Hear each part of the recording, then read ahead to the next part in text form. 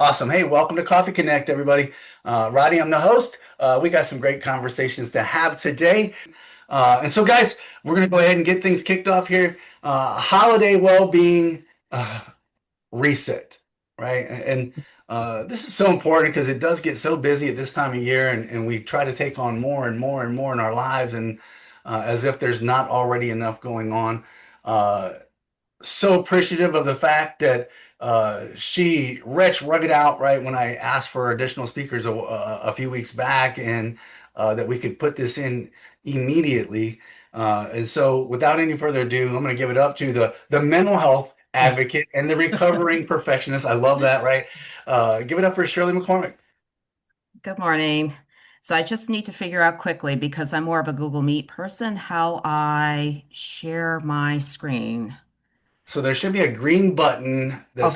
says share screen, and then you can Okay. select which screen you're going to share. Okay, there we go. Everybody see it? It's coming. Five, four, three, There we two, go. boom. There we go. Good morning, everybody. I'm Shirley Pastor McCormick. As you know, I am with Equatorial Wellness. I'm excited to explore how we can simplify the holidays to end this year-round chaos that especially comes to a head at the end of the season. I think that there tend to be some unique circumstances that face job seekers as well as uh, business entrepreneurs in I just wanted to address how you can face those challenges. Now, just a little bit about me. I am a recovering perfectionist. I faced burnout with my first pregnancy, hit a wall, had a background in higher education, then decided, well, I need to do something about this once I hit that wall. Got trained in mindfulness practices and adaptive movement, and I've also been an advocate for mental health services in the schools and in the community based on what I learned, because I think there are some good things that we can do, especially if we're always running on the hamster wheel to better manage our day-to-day living. So why a mindful reset matters, especially towards the end of the year. The stress levels are going up, our energy output is going down, and we have to figure out how do we balance all of this because whether you're a job seeker or a small business owner, the pressures are mounting. There's a lot of uncertainty, especially right now with the economy as it is going, and a lot of emotional fatigue that it doesn't only surround the jobs and the work that we do and finances, it's also the emotional aspect of what comes up at the holidays. Why the holiday stress hurts. I think there's five different areas that tend to overlap or they come in sync, sometimes in opposite directions when it comes to job seekers and small business owners. You know, if you look at the financial, are we chasing bills for clients to pay? Uh-oh, I'm running out of a paycheck. What am I going to be doing next month as the holidays are coming in? Fluctuating demand, whether it's for a job or for the need for your services, that work overload, trying to get everything done by the year end, trying to get those job applications out, the market unpredictability. Um, am I needed in my role for my services? Does someone need my services right now? What are tariffs doing to everything right now? What about fickle employers and clients? And you add all the professional info, overwhelm into that. Your family demands. You may be a care provider for someone in your family. You may have a special needs child. And then the emotional exhaustion that accompanies everything that you're doing. You can say on the outside to people, I'm okay. You're really not. You can be dealing with the emotions that come up from any losses that come around the holidays, people you miss, the aspect of burnout and what is called career hibernation if you're in transition and trying to figure out what you want to do. Does anybody have any comments on that? It all No? resonates. So Good. Okay. I'd almost like to see a list of everything you just said. You can just go boom, boom, boom, boom, boom. What else can I keep listing? Don't worry, I have in a handout all the different articles about this. There are stress patterns, and what I saw a lot in my research is there's a lot of talk about overfunctioning. So, regardless of what your stress pattern is, I'm just going to call it dysfunctioning. And chronic stress is very similar to how emotionally a person with traumatic stress responds. You're either in flight or fight mode, or you're shutting down, freeze, fawn. And we all tend to default to one or the other of these, depending on our personality and our skill sets. And we can also adopt a bit of each, and some of it may resonate with you in terms of when you're under the gun to get something done. What am I starting to overcompensate or undercompensate for? But regardless, it eventually becomes a maladaptive way to control or avoid. It's something that's unsustainable because at some point you're going to burn out. You're either doing too much or too little. You can be doing too much at work, too little at home, or too little to tend to yourself. You can either be doing a lot of overthinking, or all of a sudden you can't make a decision. You feel like you're just cloudy. You can't make any choices.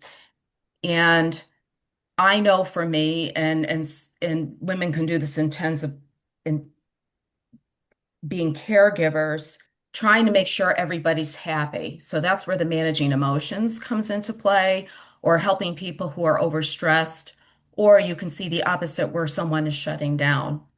And in the office setting, or when you're working with other people, my daughter's dealing with this now. I'm like, welcome to the world. She's in her the final stretch of a class project to graduate.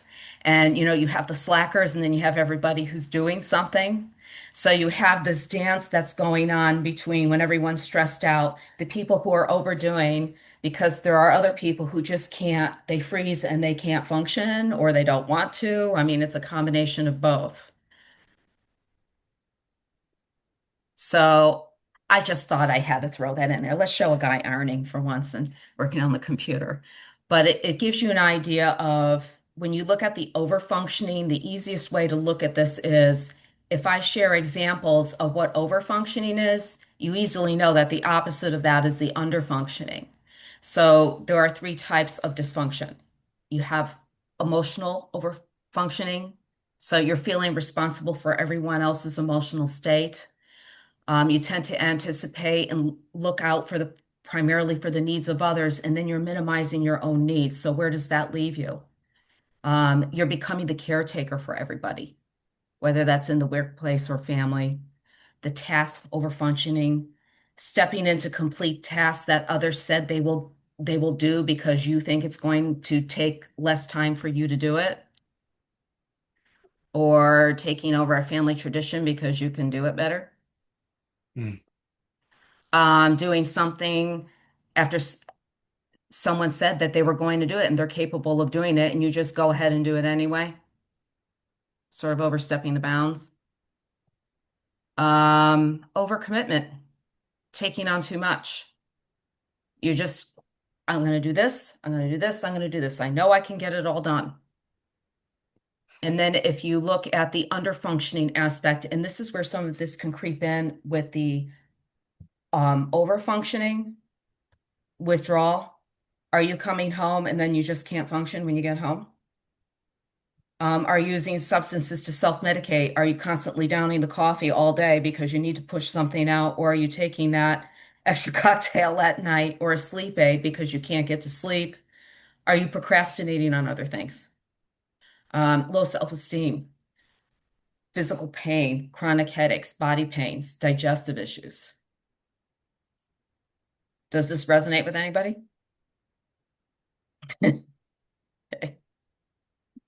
So the way I like to see this is think of a racetrack versus the traffic jam. Which one are you on? Are you racing, racing, racing until, the wheels fall off? Or are you just stuck in a traffic jam? Where are you in your life with this? Does Yes. anybody have questions, comments? No, I would say yes, both. Yeah, it's kind of crazy that it's both, isn't it? Mhm. I mean, it Yeah. depends on what you're talking about. It, if it's um, family versus church versus job search for some people. Depending on what you're trying to do. Um, there's a um, there's a meme I saw once that said, "I try to take one day at a time, but sometimes several days gang up on me at once." Yeah. And I don't know if that's the racetrack or the traffic jam, but it can be a little bit of both. Yeah. Yeah. Um, I remember finding myself, my sister and I would be calling each other. Here we are, raising kids, having a job, and then trying to each make, we would have this, it was almost like a competition, but not. Here you are balancing all these things, and we're each trying to see who can make the most different kinds of Christmas cookies. And I'm screaming in the kitchen, and I have little kids. I have other things to get done. At work, I'm like, why am I doing this? Is it for tradition? What kind of tradition is this creating? Right? So before we go further, what we're going to do is we're going to have two resets. So what they're each going to involve in some way is a mind-body practice and a cognitive practice. So if you have a piece of paper near you and a pen, or if you know enough, it's just two questions that are going to follow. And when we do some of these mind-body practices, it might require movement. Don't worry, I'm not going to make you stand on your head. I can't stand on my head. So it's up to you if you want to shut off your camera if you feel self-conscious or anything like that. But what this dovetails into is we can try and talk our problems away. However, you have two things going on that affect homeostasis, which is how you face everything emotionally with your nervous system. And it's called the sympathetic nervous system is fight or flight. Go, go, go, go, go, go, go, go, go. And when it gets out of sync is when you start to get all of these physical manifestations or when it's hard to make decisions. What I want to show you through mindfulness practices is how to dovetail back into the parasympathetic nervous system, which is the relaxation response. Okay. So this is a combination of how do I think my way through this, but first I need to clear my mind. So you're going to sit back. Now, if you have unmedicated hypertension, do not hold your breath. All right. So just think of where you have the tension that is in your body when you have a really stressful day. Okay. Where does it go to? Does it go here? Does it go here? We're going to go to different parts of the body to do some tensing and releasing. And what it does is it redirects your mind to focus on where am I holding my tension today. So think about like when you have the death grip on the steering wheel in a traffic jam. So feet are on the ground, seated. And if you want to, you can breathe in and hold your breath. And you're going to tighten your feet all the way up to your buttocks. Keep it tight, tight, and release.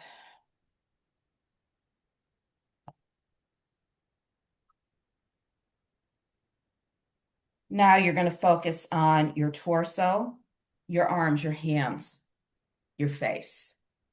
Breathe in, hold, and tighten the upper half of your body really tight.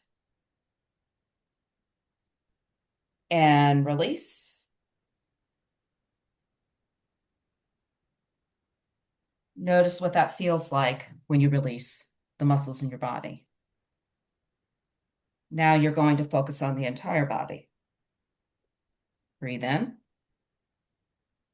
hold, tighten the entire body, toes all the way up to the feet. You can scrunch your face and release.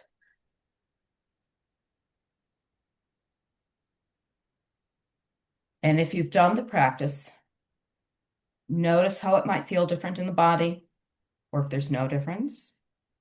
If you felt too self-conscious. And now close your eyes. Become aware of your posture.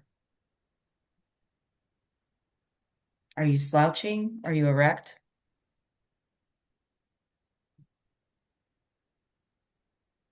With the eyes closed, go to the top of the head, down to the face, loose jaw, neck, tops of the shoulders dropping, chest relaxing, and back, belly, down the legs to your feet, and feel the ground beneath your feet.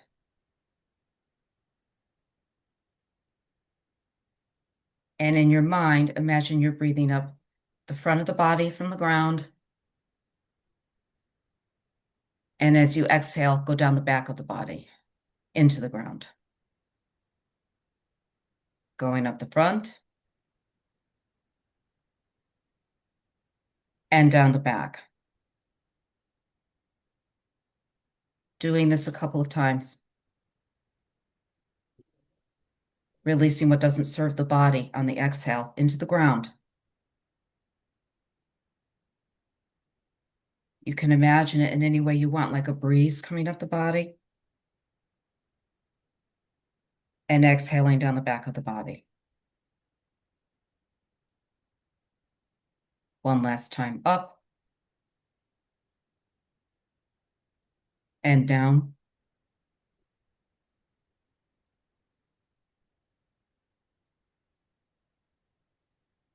Notice if there's any difference in the sensations in your body.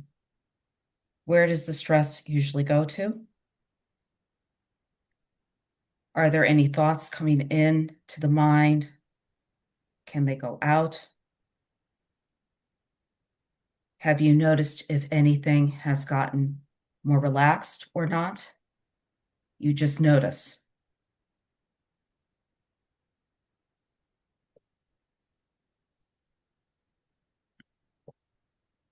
Eyes open if they're not already open.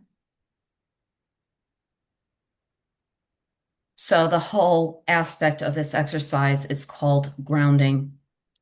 And when you're in the stress response, you may not be aware of shallow breathing, quick breathing, and the way to slow down too much overthinking, fast thinking, lack of focus is to reassociate with the body and then bring in some breathing so that you're actually switching your brain over to more homeostasis and a more relaxed response.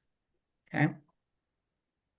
So now we're going to go into capacity. And if you have a piece of paper with you, and given your current energy, time, and resources, just write down for yourself, what is the one realistic action you can take today? Whether it's something like responding to 2 emails, applying to 1 job, prep talking, 3 talking points, even resting for 20 minutes if there's one thing.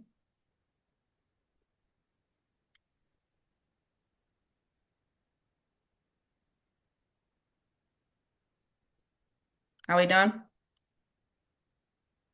Okay. So I'm going to ask Rodney to break us out into a group for 7 minutes. Where do you notice you're dysfunctioning during the holidays? And what is the one realistic thing you could do today based on your capacity? And this is about doability. It's not about productivity. So small things matter. And rest, again, can be a realistic action. So if you'd like to discuss that with others as we go into the group, these 2 different things, if you want to take a screenshot before you go in.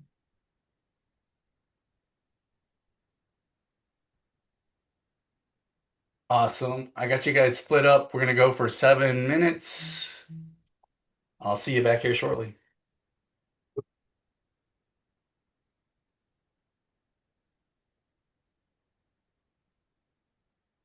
Shirley, you should have the ability to choose where you're wanting to go. Ooh. Oh, okay. All right, I'll go into 1. Thank you. Where do you want me? We're so we're short on four, Jeff. I'll go to 4. Okay. I'm in.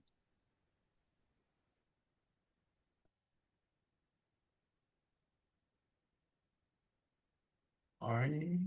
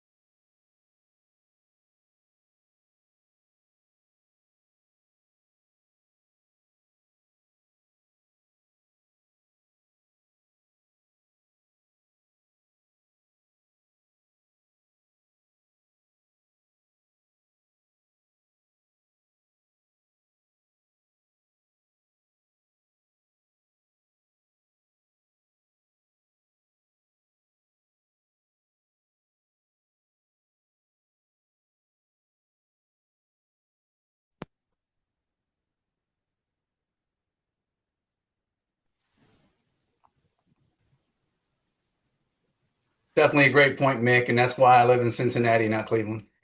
And then Ah, I live in Cleveland and not Akron. So there you go, Rodney. You and I are executing the same strategy. Oh, You live far enough away from the family, and then they can't be a pain in your side all the time. Not that Mick said Tim was being a pain in his side because he was. so I'm curious. It would probably be I was Joel. in a pretty chill group. Is everybody else chill right now?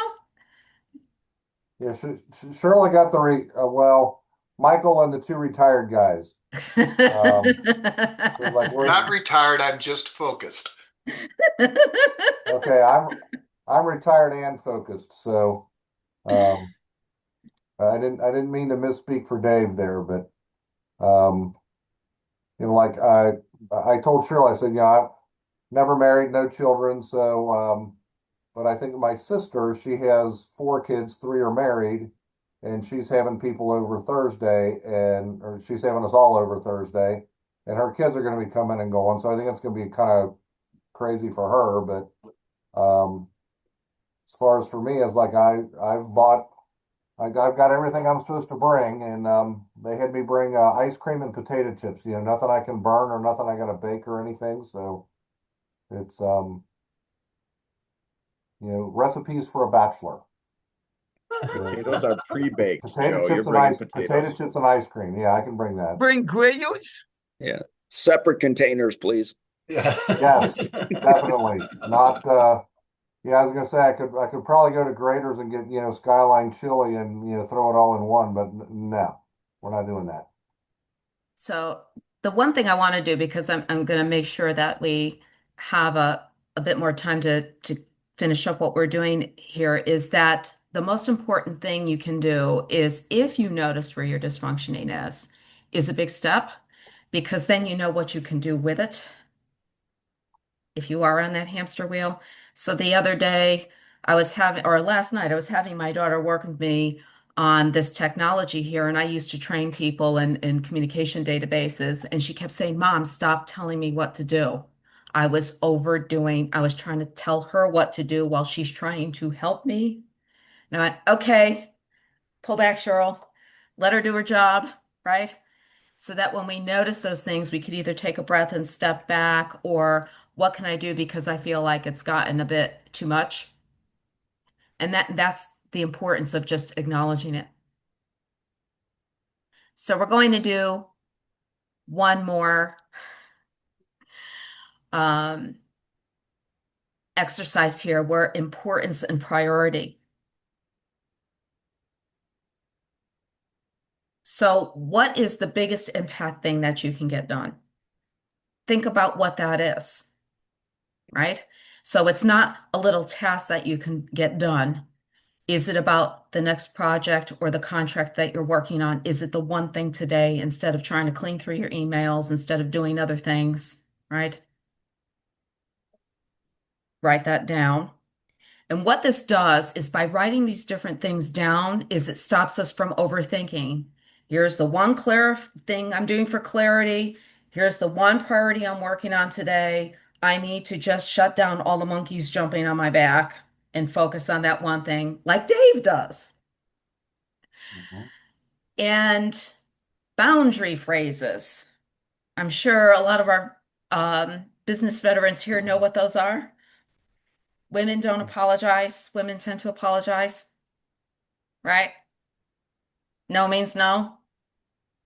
Thank you, not this time. Oh, maybe so and so can help you.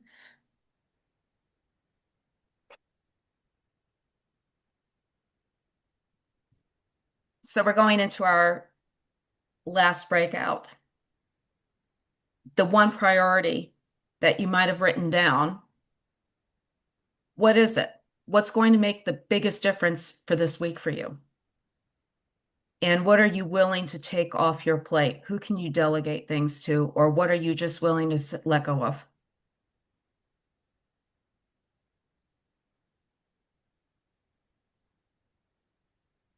Ready when you are, Rodney. You're muted, Shirley. I'm sorry. You know, Everybody mute when they come back in. Okay. And I'm, Rodney, can you put those documents back in the chat too in case Yeah, late arrivals didn't come? So, yeah. I had put them back in there once, and I can okay, definitely I do it didn't again. see. I don't have it open. I can do it again. So, so before we end, just so you know, I've put in a workbook in for you to because there are people who like to read up on things, so I always put that in there. I love information and puts one of my strength finders that different types of dysfunctions and then different types of tools to help you navigate stressful periods. All different types of resources in there. And I also provided a worksheet that if you're the type of person who needs to write things down to visually see, this is what I need to focus on, those are in the group chat for you. And what we're going to do now again is just a mini practice, real quick. And again, the purpose of these types of practices is to help slow down a racing brain. All right. So we already did a body scan. Another one that you can do, your choice, I'm going to stand up,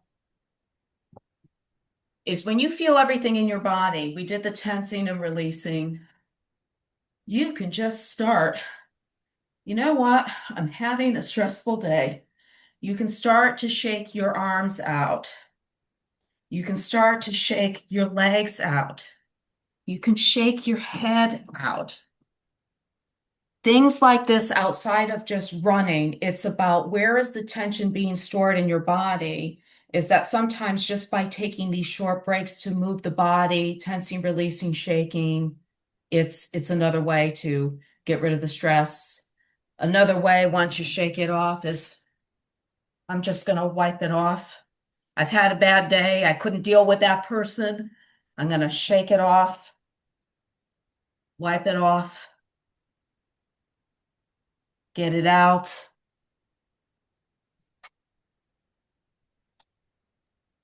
And I invite you to close your eyes.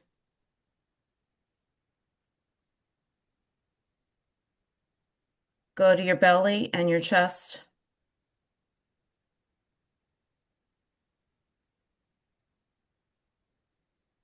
Deepen the breath.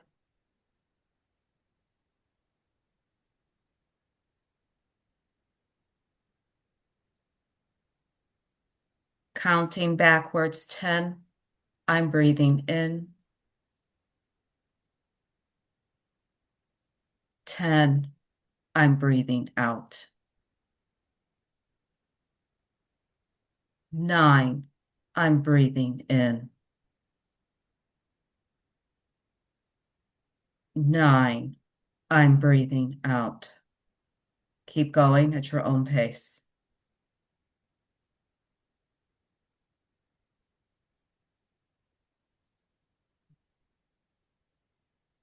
Staying connected to the breath.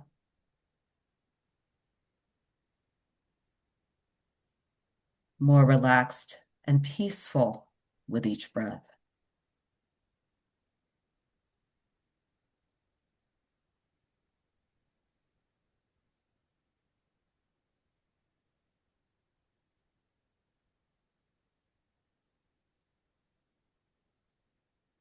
If you lose count of the breath, then you start back at 10.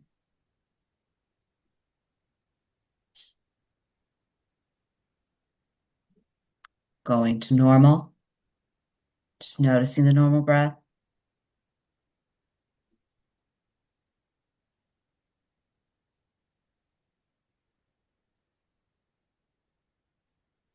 Opening your eyes.